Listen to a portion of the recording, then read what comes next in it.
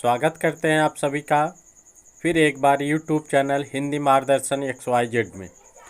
हम आज कोई साहित्य से संबंधित नहीं बल्कि आज करंट अफेयर्स नोट्स लेकर आए हैं। घटना चक्र की जो दृष्टि आती है उस पर आधारित जो प्रश्न बनते हैं या जो संभावना रहती है आने की उसको देखेंगे। तो अगर आप इस चैनल पर नए हैं तो सबसे पहले इस चैनल को सब्सक्राइब और लाइक कर दें और अपने दोस्तों को शेयर ज़रूर करें ताकि जो भी वीडियो अपलोड करूं उसकी सूचना आप सभी को तुरंत मिल जाए। तो इसको हम 3-4 पार्टों में बांटेंगे क्योंकि यह लंबा टॉपिक है, तो इसको देखेंगे। ठीक, क्योंकि करंट हर परीक्षा में पूछे जाते हैं, चाहे जो परीक्षा दीजिए तो वहाँ आते रहते हैं। क्योंकि PCS का पेपर इस समय प्री का होने वाला है, फिर वीडियो री एग्ज़ाम 2018 का आ गया है तो उसमें भी आएगा। वो कोई भी अदर स्टेट की शिक्षक भर्ती दे रहे हैं तो वहाँ भी लगभग GS का पेपर आता है, और LT या GIC दे रहे हैं तो वहाँ भी आता है, KBS देंगे तो वहाँ भी आएगा। तो चलिए हम इसी क्रम में शुरू करते हैं। तो सबसे पहले देखते हैं आम आदमी पार्टी को, जो एक राष्ट्रीय पार्टी के रूप में घोषित की गई है। जो एक पार्टी होती है उसे राष्ट्रीय दल किस आधार पर घोषित किया जाता है, उसके कुछ नियम है, तो उसको नियम देख लें। किस पर अगर वो फॉलो कर रहा है तो उसको एक राष्ट्रीय पार्टी के रूप में घोषित कर दिया जाता है। तो देखते हैं क्या है। चुनाव चिन्ह, आरक्षण व आवंटन आदेश 1968, election symbol, reservation and allotment order 1968 के तहत राष्ट्रीय दलों के रूप में मान्यता प्राप्त करने हेतु कुछ निर्धारित मानदंड जो है। तो पहला मानदंड क्या है, लोकसभा या विधानसभा के किसी आम चुनाव में उस राजनीतिक दल को न्यूनतम किन्हीं 4 राज्यों में से प्रत्येक राज्य में कुल वैध मतों के न्यूनतम 6% मत प्राप्त हुए हों और उसने लोकसभा की न्यूनतम 4 सीटें जीती हों, तो इस आधार पर उसे राष्ट्रीय पार्टी घोषित किया जाता है। या तो फिर दूसरा नियम क्या है,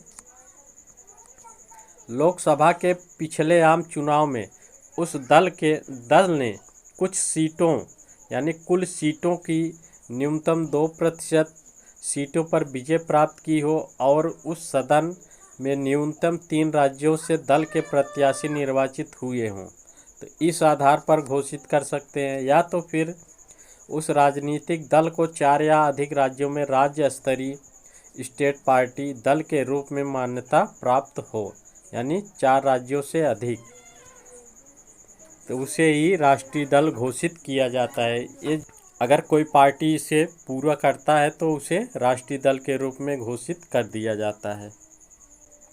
इसी क्रम में देखेंगे जो स्मरणीय तथ्य हैं।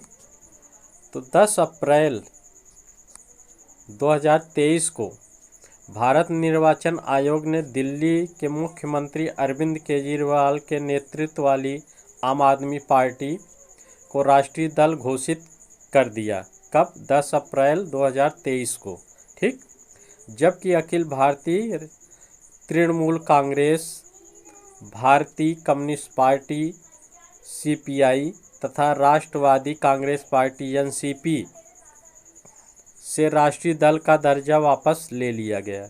ठीक, ये 3 पार्टियों से जो राष्ट्रीय दल थी इनसे वापस ले लिया गया। तो वर्तमान में अभी समय 6 पार्टी केवल राष्ट्रीय पार्टी बनी है। ठीक, इस प्रकार वर्तमान में देश में राष्ट्रीय दलों की कुल संख्या 6 हो गई है। तो इस समय अब 6 राष्ट्रीय पार्टी हैं। हाल ही में संपन्न गुजरात विधानसभा चुनाव 2022 में आम आदमी पार्टी के प्रदर्शन की समीक्षा से यह स्पष्ट होता है कि इस पार्टी के प्रत्याशियों ने उक्त चुनाव में कुल वैध मतों के 12.92% मत प्राप्त किए थे। ठीक, मेन पॉइंट देखा जाए। फिर यहाँ देखिए, उल्लेखनीय है कि आम आदमी पार्टी को पंजाब, गोवा, राष्ट्रीय राजधानी क्षेत्र दिल्ली में पहले से ही राज्य स्तरीय दल के रूप में मान्यता प्राप्त हुई है। ठीक, इस प्रकार आम आदमी पार्टी ने कुल 4 राज्यों में राज्य स्तरीय दल का दर्जा प्राप्त किया है। तो इस आधार पर उसे हम राष्ट्रीय पार्टी घोषित किया गया है। ठीक, और इसका चुनाव चिन्ह क्या है? झाड़ू। इसको आप तो जानते ही होंगे। फिर आगे देखें, वाइब्रेंट विलेज प्रोग्राम। इसमें क्या है? केंद्रीय वित्त मंत्री द्वारा अपने बजट भाषण 2022-23 के दौरान वाइब्रेंट विलेज कार्यक्रम VVP की घोषणा की गई थी।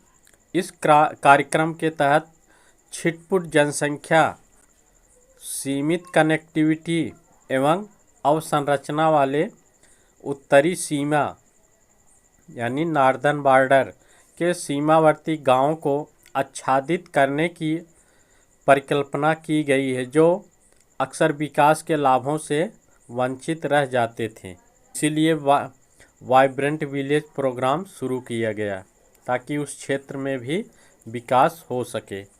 तो इसके तथ्य क्या है? मेन यह 10 अप्रैल 2023 को गृह मंत्री अमित शाह ने वाइब्रेंट विलेज कार्यक्रम को लॉन्च किया। कब? 10 अप्रैल 2023 को। ये डेट याद रखिए। ठीक, ये कहाँ शुरू किया गया? इस कार्यक्रम को अरुणाचल प्रदेश, यहाँ याद रखिए, अरुणाचल प्रदेश के अंजाव जिले के एक सीमावर्ती गांव किबीतू, जो गांव है किबीतू में लॉन्च किया गया।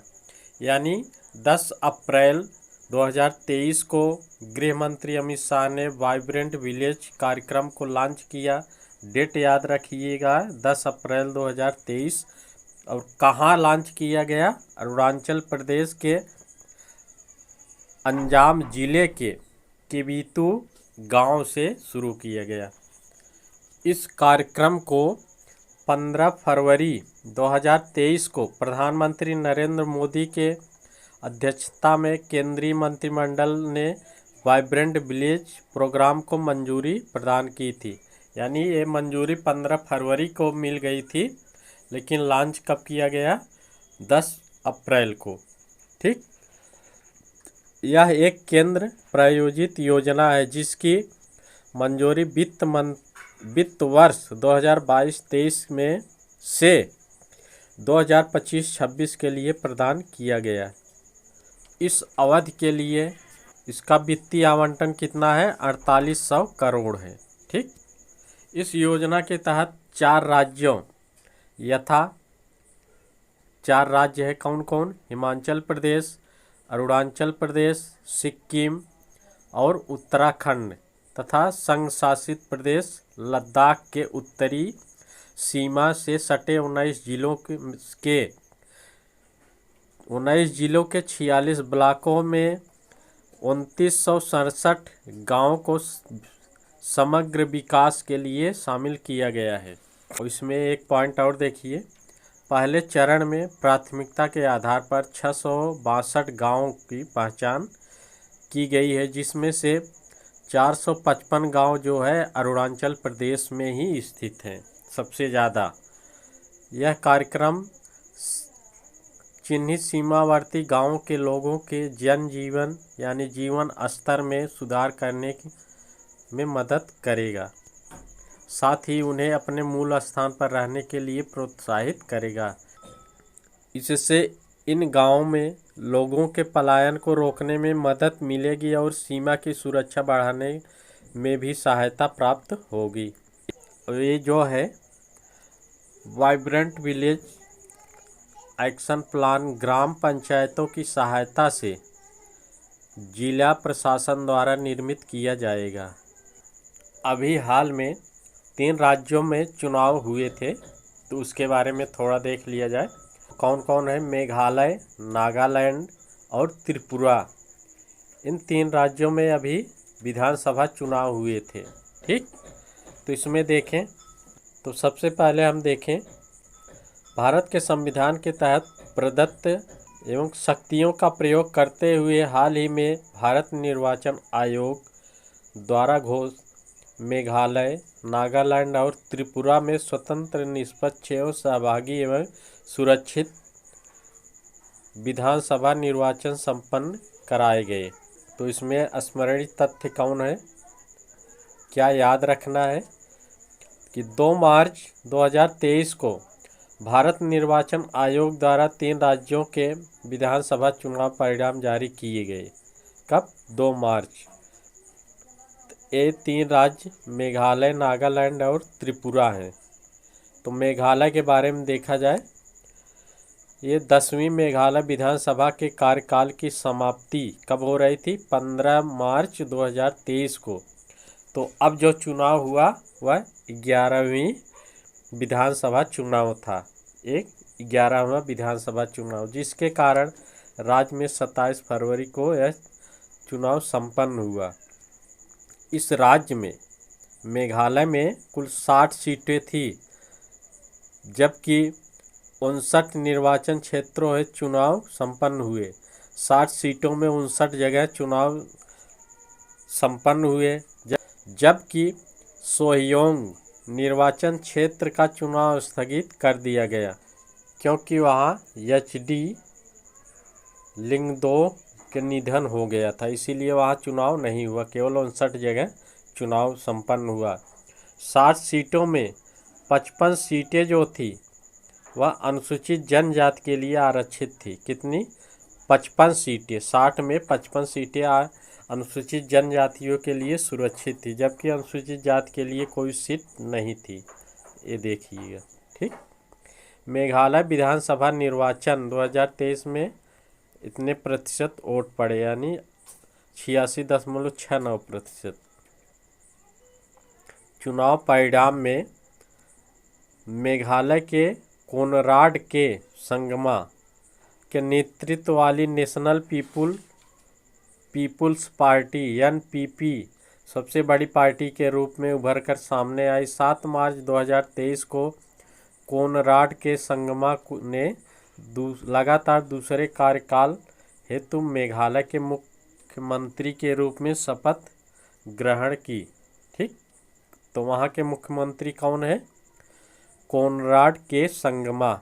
अब तो उप मुख्यमंत्रियों का भी दौर चल रहा है, तो इसी क्रम में प्रिस्टोन टाइनसांग और स्नीव आवमलंग धर ने उप मुख्यमंत्री के लिए शपथ ग्रहण की, यानी शपथ लिया, ठीक।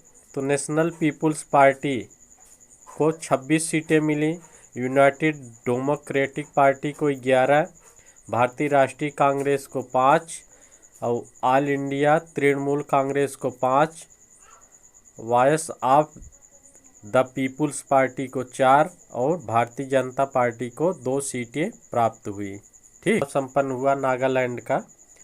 वहाँ 13वीं नागालैंड विधानसभा के कार्यकाल की समाप्ति की तिथि 12 मार्च 2023 को निर्धारित थी, ठीक। तो यह कौन सी है? 14वीं विधानसभा चुनाव हुआ, संपन्न हुआ, जिसमें 27 फरवरी 2023 को एक चरण में चुनाव संपन्न हुआ। यहाँ भी अर्थात नागालैंड में भी 60 सीटें हैं, जिसमें 59 सीटें अनुसूचित जनजातियों के लिए आरक्षित हैं। हालांकि नागालैंड में केवल 59 निर्वाचन क्षेत्रों हेतु चुनाव संपन्न हुए। यहाँ भी केवल 59 क्षेत्रों पर चुनाव हुए, जबकि अकुलूटो निर्वाचन क्षेत्र से भारतीय जनता पार्टी के प्रत्याशी काजेलो किनीमी ए निर्विरोध विजयी घोषित हुए, ठीक। ये भारतीय जनता पार्टी के थे। 2023 के चुनाव में राज्य में भारतीय जनता पार्टी एवं उसकी प्रभावशाली क्षेत्रीय सहयोगी party nationalist democratic progressive party का प्रभुत्व रहा। तो भारतीय जनता पार्टी कुल 12 सीटें, जबकि एनडीपीपी को सर्वाधिक 25 सीटें प्राप्त हुई। तो नागालैंड के इतिहास में पहली बार कोई महिला विधायक के रूप में चुनी गई तो वह कौन थी? हेकानी जखालू। हेकानी जखालू ये वहाँ नागालैंड की पहली महिला है जो विधायक के रूप में चुनी गई हैं। ये किस पार्टी की थी? NDPP। ठीक। ये कहाँ से चुनाव जीती थी? दीमापुर 3rd निर्वाचन क्षेत्र से विजयी घोषित की गई। NDPP की एक अन्य महिला प्रत्याशी सलहातु ओनुओ क्रूस भी पश्चिमी अंगामी निर्वाचन क्षेत्र से विधायिका निर्वाचित हुई है। तो 7 मार्च 2023 को NDPP के नेता नेफ्यू को 5वें कार्यकाल हेतु नागालैंड के मुख्यमंत्री के रूप में यानी शपथ ग्रहण किया। TR जेलियांग तथा वानयुंगो पैटन ने उप मुख्यमंत्री के रूप में पद ग्रहण किया। नागालैंड की कुछ स्थिति देख ले। नेशनलिस्ट डेमोक्रेटिक प्रोग्रेसिव पार्टी को 25 सीटें मिली। ठीक। भारतीय जनता पार्टी 12 सीटें, नेशनलिस्ट कांग्रेस पार्टी को 7 और नेशनल पीपुल्स पार्टी 5, लोक जनशक्ति पार्टी रामविलास की 2 सीटें, नागा पीपुल्स फ्रंट को 2 सीटें प्राप्त हुई। ये नागालैंड की। अब त्रिपुरा के बारे में देखें।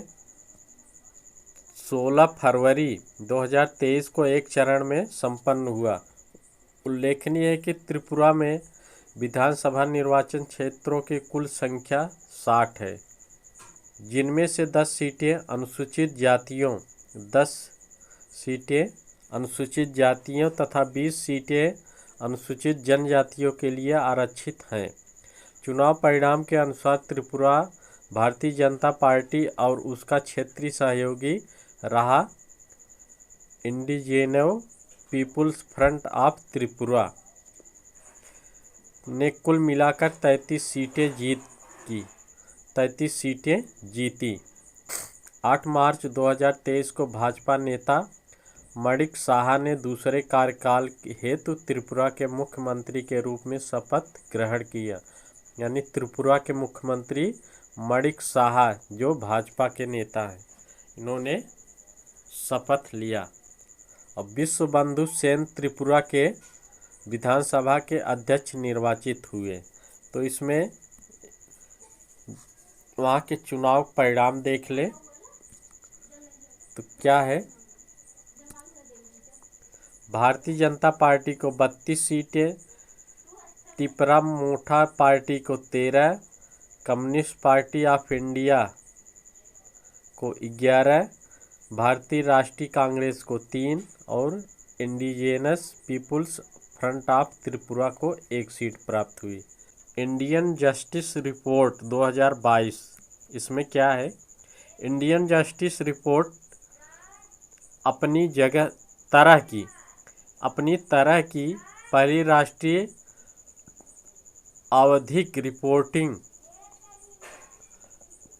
है जो प्रत्येक राज्य में न्याय प्रणाली के 4 स्तंभों, जो न्याय प्रणाली के 4 स्तंभ कौन कौन है? पुलिस, जेल प्रणाली, न्यायपालिका और कानूनी सहायता की क्षमता को मापने के लिए सूचना एकत्र करती है। तो इसमें स्मरणीय तथ्य है। 4 अप्रैल 2023 को इंडिया जस्टिस रिपोर्ट 2022 जारी की गई। कब? 4 अप्रैल 2023 को जारी की गई। यह रिपोर्ट का तीसरा संस्करण है, यानी यह तीसरा संस्करण जारी हुआ। इसे Daksh Commonwealth Human Rights Initiative Common Cause Centre for Social Justice with Centre for Legal Policy और TISS प्रयास के द्वारा संयुक्त रूप से तैयार किया गया है। इस रिपोर्ट का प्रथम संस्करण 2019 में प्रकाशित किया गया था। इस रिपोर्ट के अंतर्गत भारतीय राज्यों को न्याय तक पहुंच की उनकी क्षमता के अनुसार रैंक प्रदान की जाती है। ठीक, इस रिपोर्ट में राज्यों को 2 श्रेणियों में विभक्त किया गया, अर्थात 2 श्रेणियों में बांटा गया। पहला, बड़े एवं मध्यम आकार के राज्य। ये 2 श्रेणियों में बटा। कौन कौन? बड़े एवं मध्यम आकार के, फिर छोटे आकार के।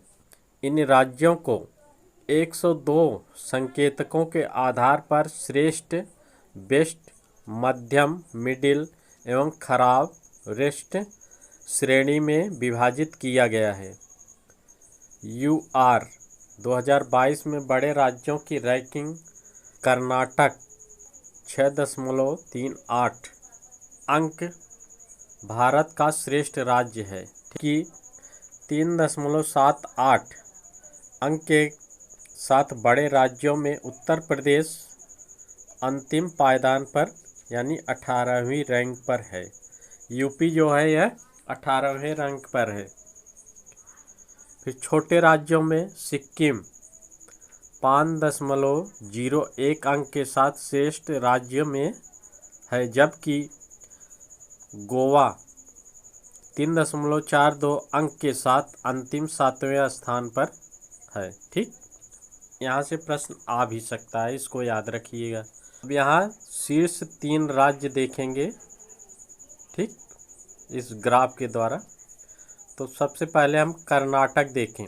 कर्नाटक IJR 2022 में रैंक इसकी क्या थी? प्रथम। और पुलिस में दूसरा, जेल प्रणाली दूसरा, न्यायपालिका दूसरा, कानूनी सहायता 2। ठीक, तमिलनाडु दूसरे रैंक पर है, पुलिस में 6 और जेल प्रणाली में 1, न्यायपालिका में 1 और कानूनी सहायता में 12। फिर तेलंगाना, ये बड़े राज्य हैं, शीर्ष 3 राज्य, तो इसमें तेलंगाना तीसरे स्थान पर है, पुलिस में पहला, जेल प्रणाली 3, न्यायपालिका 5 और कानूनी सहायता 5। इस तरह है शीर्ष राज्य। फिर अंतिम 3 राज्य, तो इसमें है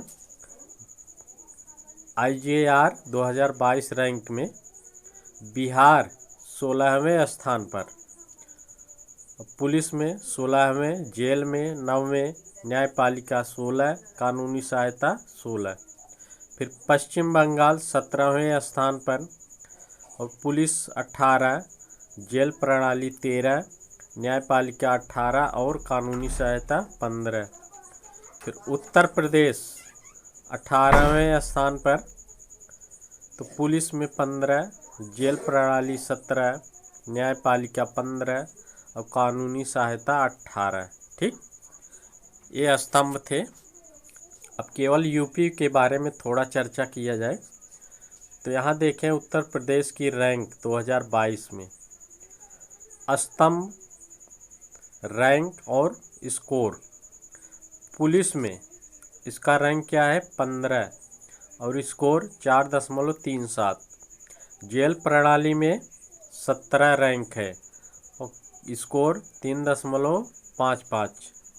न्यायपालिका में 15वीं रैंक है, स्कोर 4.05।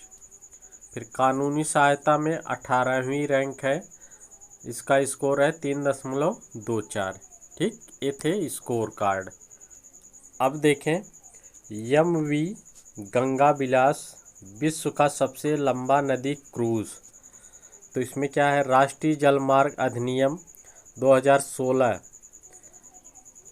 12 अप्रैल 2016 को लागू हुआ था। देश के अंतर्देशीय जल परिवहन को बढ़ावा देने के लिए यानी बढ़ावा देने के उद्देश्य से इस अधिनियम के तहत 111 जल मार्गों, तो जिसमें 5 वर्तमान और 106 नए, तो कितने हो गए? 111। ठीक, को राष्ट्रीय जल मार्ग घोषित किया गया। देश के 24 राज्यों में विस्तृत इन राष्ट्रीय जलमार्गों की कुल लंबाई 20,775 किलोमीटर है। इन जलमार्गों से जल यातायात में वृद्धि तथा देश के अतिरिक्त भाग में पर्यटन की गंभीर संभावनाएं विद्यमान हैं। इसमें स्मरणीय तथ्य क्या है, याद रखने योग्य। 13 जनवरी 2023 को प्रधानमंत्री नरेंद्र मोदी ने वीडियो कॉन्फ्रेंसिंग के माध्यम से विश्व के सबसे लंबे नदी क्रूज एमवी गंगा विलास को वाराणसी से हरी झंडी दिखाकर रवाना किया। ठीक, कब? 13 जनवरी को। कहाँ से? वाराणसी से। स्थान देखिए। यह यात्रा 28 फरवरी 2023 को असम के डिब्रूगढ़ जिले के बोगीबील में जाकर पूर्ण हुई। ठीक, यह कहाँ पूर्ण हुई? असम के डिब्रूगढ़ जिले के बोगीबील में जाकर पूर्ण हुई। यह लगभग 3200 किलोमीटर की यात्रा रही, जिसमें भारत के साथ बांग्लादेश के भी कुछ क्षेत्रों की यात्रा शामिल रही। ज्ञातव्य है कि एमवी गंगा विलास क्रूज यात्रा राष्ट्रीय जल मार्ग संख्या एक कौन सी है? हल्दिया से प्रयागराज, तथा राष्ट्रीय जल मार्ग संख्या 2 धुबरी से सदिया से होकर गुजरी। ये जो राष्ट्रीय जल मार्ग 1 गंगा भागीरथी हुगली नदी प्रणाली से निर्मित है, जबकि राष्ट्रीय जल मार्ग 2 ब्रह्मपुत्र नदी प्रणाली से बना है। तो ये देख लीजिएगा। ठीक, साथ ही यह क्रूज यात्रा कोलकाता से डुबरी तक इंडो बंगला प्रोटोकॉल मार्ग से भी होकर गुजरी है। यह यात्रा कुल 27 नदी प्रणालियों से होकर गुजरी है। इस यात्रा में विश्व धरोहर स्थलों, राष्ट्रीय उद्यानों, नदी घाटों और बिहार में पटना, झारखंड में साहिबगंज, पश्चिम बंगाल में कोलकाता, बांग्लादेश में ढाका और असम में गुवाहाटी सहित 50 पर्यटन स्थलों का भ्रमण शामिल था, जिससे भारत और बांग्लादेश की कला, संस्कृति, इतिहास और आध्यात्मिकता को भी समझने का अवसर मिला। यानी एमवी गंगा विलास में सभी विलासिता वाली सुविधाओं के साथ 3 डेक तथा 36 पर्यटकों की क्षमता वाले 18 स्वीट शामिल हैं। पहली यात्रा में स्विट्जरलैंड के 32 पर्यटक शामिल थे। गंगा विलास क्रूज सेवा निजी संचालक मेसर्स अंतरा रिवर क्रूज द्वारा संचालित है। ज्ञातव्य है कि एमवी गंगा विलास पोत की लंबाई 62.5 मीटर एवं चौड़ाई 12.8 मीटर है। ठीक, यह पोत प्रदूषण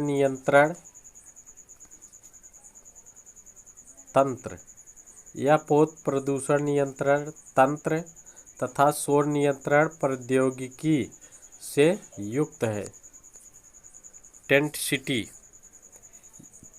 एमवी गंगा विलास क्रूज के उद्घाटन के दौरान प्रधानमंत्री ने वाराणसी में टेंट सिटी का भी उद्घाटन किया। तो उसी समय टेंट सिटी का भी उद्घाटन किया वाराणसी में। इस टेंट सिटी का निर्माण सार्वजनिक निजी भागीदारी के प्रारूप में वाराणसी विकास प्राधिकरण द्वारा किया गया है। टेंट सिटी प्रतिवर्ष अक्टूबर से जून तक संचालित होगी। प्रधानमंत्री ने पश्चिम बंगाल में हल्दिया मल्टी मॉडल टर्मिनल का भी उद्घाटन किया। जलमार्ग विकास परियोजना के तहत विकसित हल्दिया मल्टी मॉडल टर्मिनल की कार्गो हैंडलिंग क्षमता लगभग 3 मिलियन मीट्रिक टन प्रतिवर्ष है। Tent city. ठीक, केरल उच्च न्यायालय क्षेत्रीय भाषा में निर्णय देने वाला पहला उच्च न्यायालय बना। संविधान की 8वीं अनुसूची में संविधान द्वारा मान्यता प्राप्त 22 क्षेत्रीय भाषाओं का उल्लेख है जो अधोलिखित हैं। तो 22 क्षेत्रीय भाषाएं कौन कौन सी हैं? असमी, बंगाली, बोडो, डोंगरी, गुजराती, कन्नड़, कश्मीरी, कोंकणी, मैथिली, मणिपुरी, मराठी, हिंदी, नेपाली, उड़िया, पंजाबी, संस्कृत, संथाली, सिंधी, तमिल, तेलुगु, उर्दू एवं मलयालम। ये 22 भाषाएं हैं। किसमें है? संविधान की 8वीं अनुसूची में। इसको अनुसूची याद रखिएगा, किस अनुसूची में है और कितनी क्षेत्रीय भाषाएं हैं, कौन कौन। उल्लेखनीय है कि हाल ही में भारत के मुख्य न्यायाधीश DY चंद्रचूड़ ने सर्वोच्च न्यायालय और उच्च न्यायालय के निर्णय को क्षेत्रीय भाषाओं में प्रकाशित करने पर जोर दिया था। किसने? VI चंद्रचूड़ ने। ठीक, उसी का असर है जो VI चंद्रचूड़ ने इसके लिए आर्टिफिशियल इंटेलिजेंस AI और प्राकृतिक भाषा प्रसंस्करण NLP द्वारा संचालित प्रौद्योगिकी के उपयोग का सुझाव दिया। उच्चतम न्यायालय के निर्णयों का क्षेत्रीय भाषा में अनुवाद करने के लिए न्यायमूर्ति अभय ओका की अध्यक्षता में एक समिति गठित की गई। स्मरणीय तथ्य है, फरवरी 2023 में केरल उच्च न्यायालय क्षेत्रीय भाषा में मलयालम क्षेत्रीय भाषा मलयालम में निर्णय प्रकाशित करने वाला भारत का पहला उच्च न्यायालय बना। कौन उच्च न्यायालय था? मलयालम भाषा में देने वाला निर्णय जो है केरल का। उल्लेखनीय है कि केरल उच्च न्यायालय ने क्षेत्रीय भाषा मलयालम में 2 निर्णय प्रकाशित किए। तो इन्होंने 2 निर्णय प्रकाशित किया। केरल उच्च न्यायालय के मुख्य न्यायाधीश S मणिकुमार और न्यायमूर्ति साजी P चाली की खंडपीठ द्वारा दोनों निर्णय दिया गया। केरल उच्च न्यायालय द्वारा क्षेत्रीय भाषा मलयालम में प्रकाशित दोनों निर्णय अधोलिखित अर्थात इस प्रकार है। पहला निर्णय क्या था? वाहन क्रय ऋण से संबंधित निर्णय। दूसरा है चेक डैम के निर्माण से संबंधित निर्णय। ये 2 निर्णय जो थे वहाँ केरल उच्च न्यायालय की क्षेत्रीय भाषा में निर्णय दिया गया। फिर ज्ञातव्य है कि इन निर्णय को क्षेत्रीय भाषा में प्रकाशित करने के लिए आर्टिफिशियल इंटेलिजेंस और प्राकृतिक भाषा प्रसंस्करण प्रौद्योगिकी का उपयोग किया गया। गौरव तलब है कि फरवरी 2023 में भारत में पहली बार सर्वोच्च न्यायालय ने आर्टिफिशियल और प्राकृतिक भाषा प्रसंस्करण का उपयोग करके मौखिक बहस के लाइव प्रतिलेखन सेवा की शुरुआत की। निर्वाचन आयुक्त की नियुक्ति पर उच्चतम न्यायालय का निर्णय। भारत के मुख्य निर्वाचन आयुक्त, चीफ इलेक्शन कमिश्नर एवं अन्य निर्वाचन आयुक्तों की नियुक्ति संविधान के अनुच्छेद 324(2) के कार्यक्षेत्र के अधीन आती है। संविधान में मुख्य निर्वाचन आयुक्त एवं निर्वाचन आयुक्तों की नियुक्ति के लिए कोई विशिष्ट विधायी प्रक्रिया वर्णित नहीं है। अब तक मुख्य निर्वाचन आयुक्त एवं निर्वाचन आयुक्तों की नियुक्ति प्रधानमंत्री के नेतृत्व में मंत्रिपरिषद की सलाह पर राष्ट्रपति द्वारा की जाती रही है। ठीक, स्मरणीय तथ्य है 2 मार्च 2023 को उच्चतम न्यायालय की 5 सदस्यीय संवैधानिक पीठ ने अपने एक ऐतिहासिक निर्णय में मुख्य चुनाव आयुक्त CEC और चुनाव आयुक्त (ECS) की नियुक्ति के संबंध में अहम फैसला सुनाया। न्यायालय ने अपने 2 मार्च 2023 को न्यायालय ने अपने निर्णय में यह कहा कि मुख्य चुनाव आयुक्त एवं चुनाव आयुक्तों की नियुक्ति एक समिति की सिफारिश पर राष्ट्रपति द्वारा की जाएगी। किससे? एक समिति की सिफारिश पर राष्ट्रपति द्वारा की जाएगी। मुख्य चुनाव आयुक्त एवं अन्य चुनाव आयुक्तों की नियुक्ति 3 सदस्यीय उच्च स्तरीय समिति की सिफारिश पर राष्ट्रपति द्वारा की जाएगी। अर्थात इसमें 3 सदस्य उच्च स्तरीय समिति के होंगे। ठीक, उन्हीं के सिफारिश पर राष्ट्रपति इनका चुनाव करेगा। जिसमें इसमें कौन कौन लोग होंगे?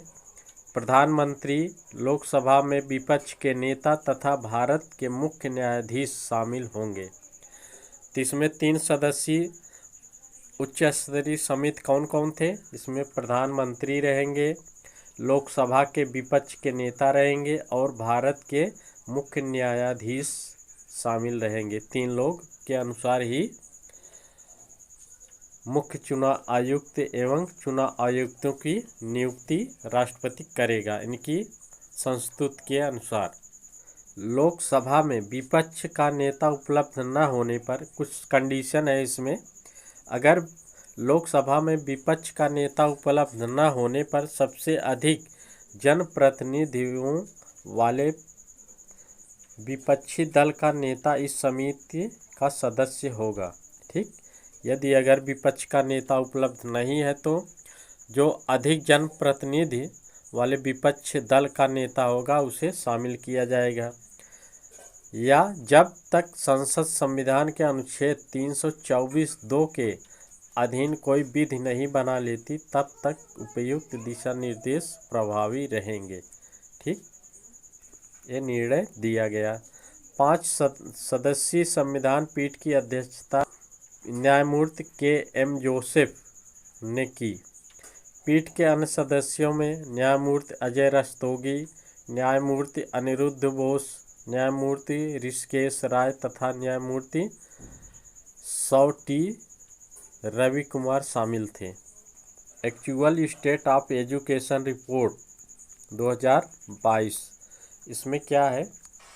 असर यानी annual status of education report ASER है। इस रिपोर्ट को गैर सरकारी शिक्षण संगठन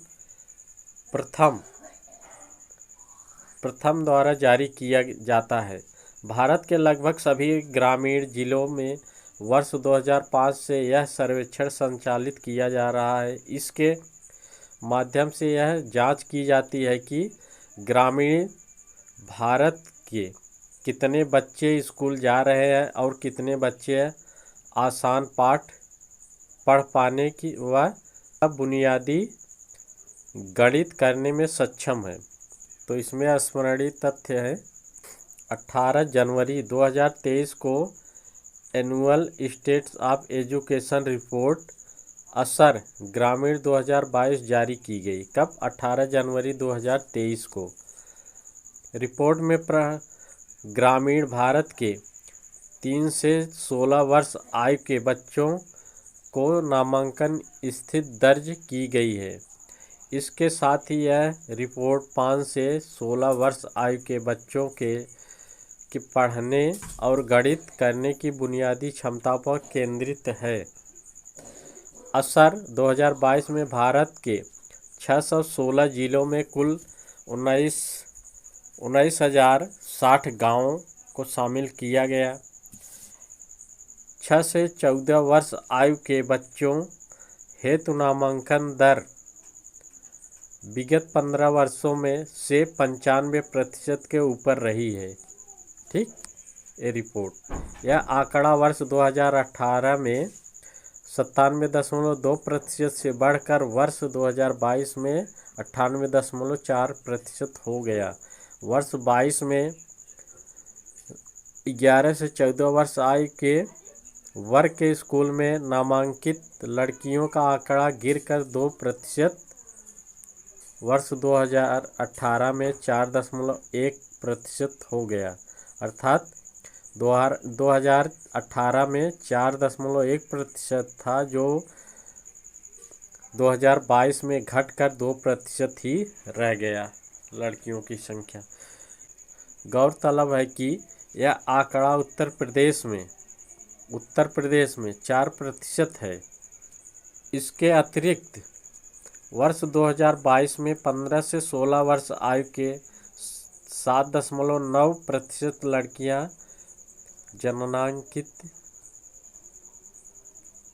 जन्मांकित थी, जबकि वर्ष 2018 में यह आंकड़ा 13.5% था।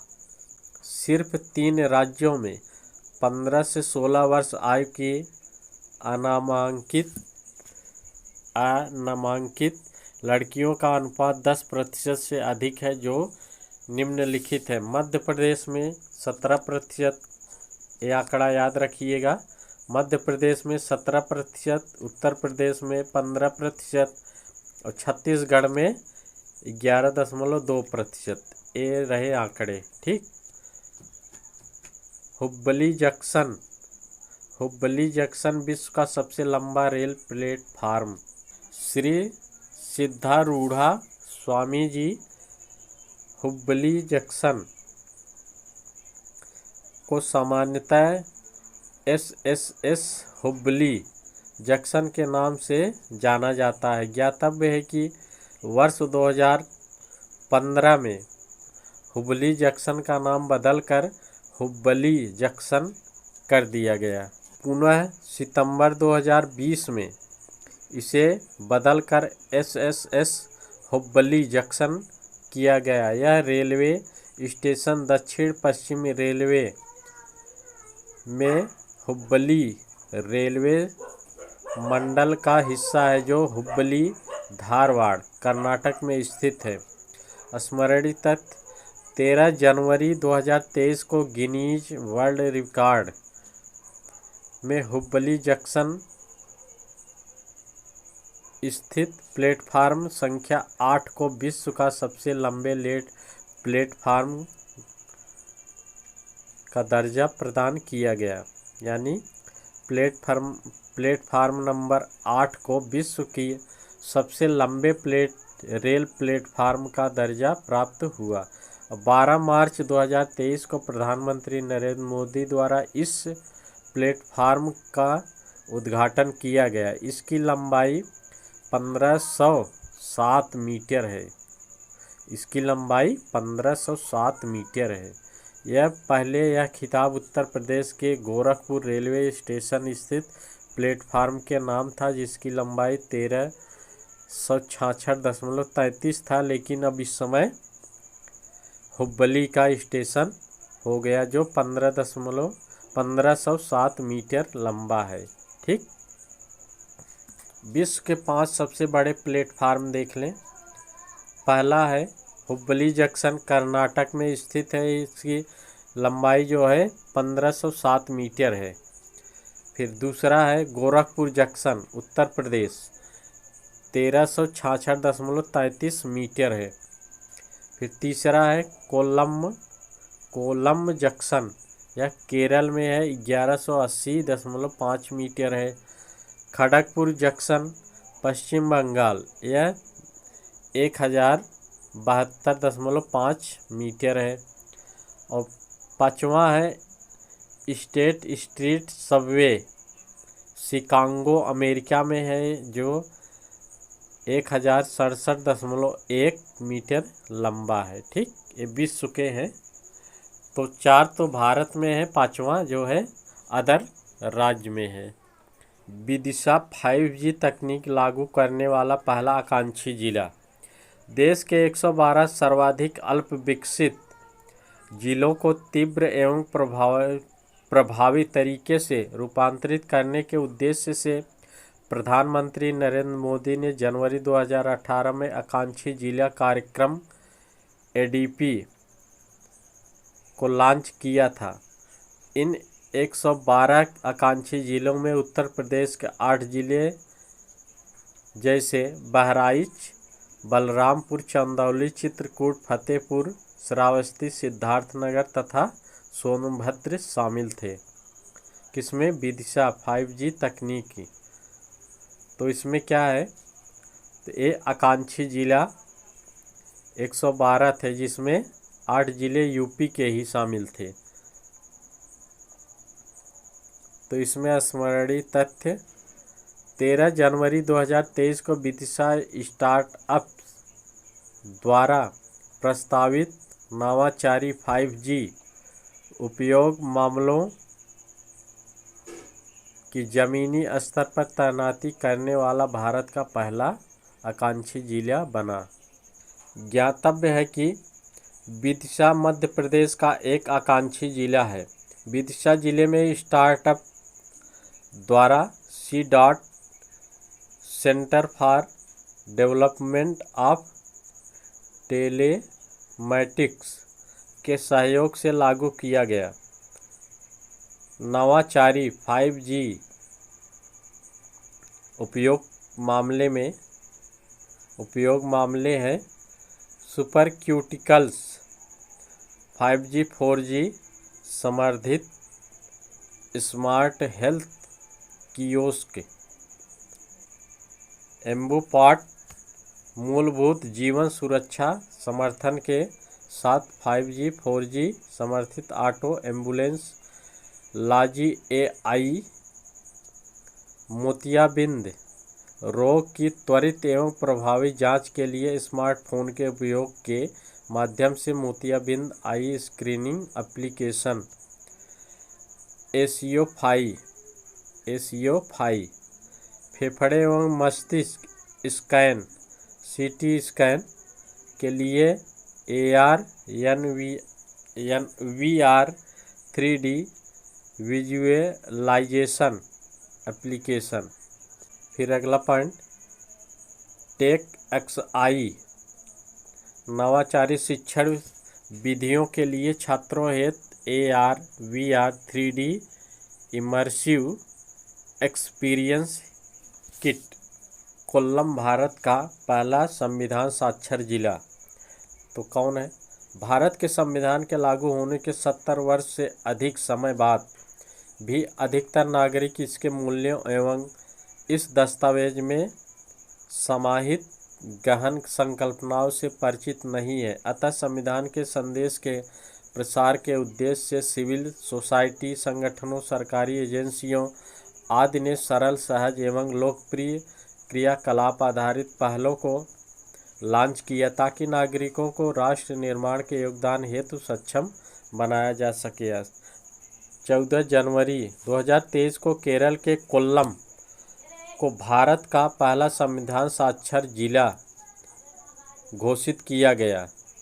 14 जनवरी को कोल्लम जो है भारत का पहला संविधान साक्षर जिला घोषित किया गया। यह घोषणा केरल के मुख्यमंत्री पिनाराई विजयन द्वारा की गई। कोल्लम की यह उपलब्धि संविधान साक्षरता अभियान 10 सिटीजन 2022 का परिणाम है। इस अभियान को कोल्लम जिला पंचायत, जिला योजना समिति और केरल स्थानीय प्रशासन संस्था द्वारा संयुक्त रूप से शुरू किया गया था। इस अभियान का मुख्य उद्देश्य जिले को संवैधानिक रूप से साक्षर जिला बनाना था। तो इसका ये उद्देश्य था। इस अभियान के तहत जिले के 7 लाख से अधिक परिवारों को संविधान के मूल सिद्धांतों पर संक्षिप्त किया गया है। इसके अतिरिक्त जिले के 7 लाख से अधिक परिवारों के 10 वर्ष से अधिक आयु के लगभग 23 लाख लोगों को संविधान के विभिन्न पहलुओं पर शिक्षित किया गया। फिर इस अधिनियम के अंतर्गत शामिल लगभग 2000 प्रशिक्षकों को सीनेटर कहा गया। क्या? सीनेटर कहा गया। अब देखें राष्ट्रीय ग्रीन हाइड्रोजन मिशन। प्रधानमंत्री नरेंद्र मोदी ने वर्ष 2047 तक भारत को एक ऊर्जा स्वतंत्र राष्ट्र के रूप में रूपांतरित करने का लक्ष्य निर्धारित किया है, जिसमें पेट्रोलियम जीवाश्म आधारित उत्पादों के विकल्प के रूप में हरित हाइड्रोजन एक सक्रिय भूमिका निभाएगा। साथ ही भारत ने वर्ष 2070 तक शुद्ध शून्य उत्सर्जन हासिल करने का लक्ष्य भी निर्धारित किया है। तो स्मरणीय तथ्य है, 4 जनवरी 2023 को प्रधानमंत्री नरेंद्र मोदी की अध्यक्षता में केंद्रीय मंत्रिमंडल ने राष्ट्रीय ग्रीन हाइड्रोजन मिशन को मंजूरी प्रदान की। कब? 4 जनवरी 2023 को। मिशन के लिए प्रारंभिक परिव्यय